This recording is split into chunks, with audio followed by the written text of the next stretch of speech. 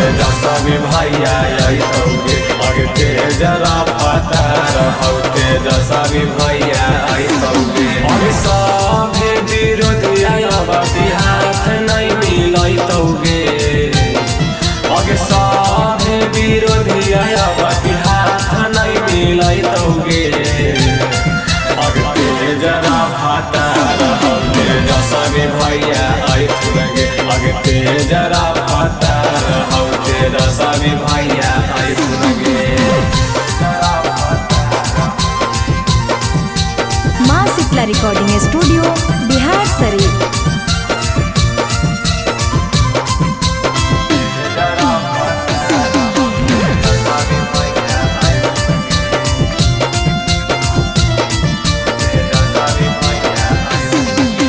लालू चाचा के हक पगलिया लगे पहचान गे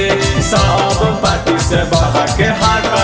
ना खरासान गे लालू चाचा के हक पगलिया लगे पहचान गे सब पार्टी से बह के हक ना खरासान गे हो साहबा से बाकी सबके उड़ा जाइतौगे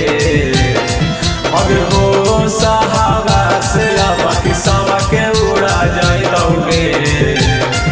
अभी तेजरा फटा रहौते जसा भी भैया आइतौगे अभी तेजरा फटा रहौते जसा भी भैया आइतौगे।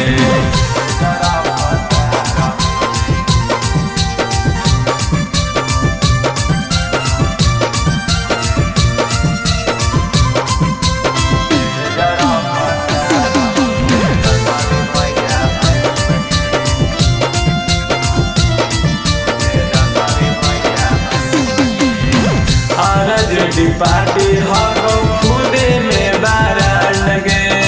जनता के अबरी हको एक डिमांड गे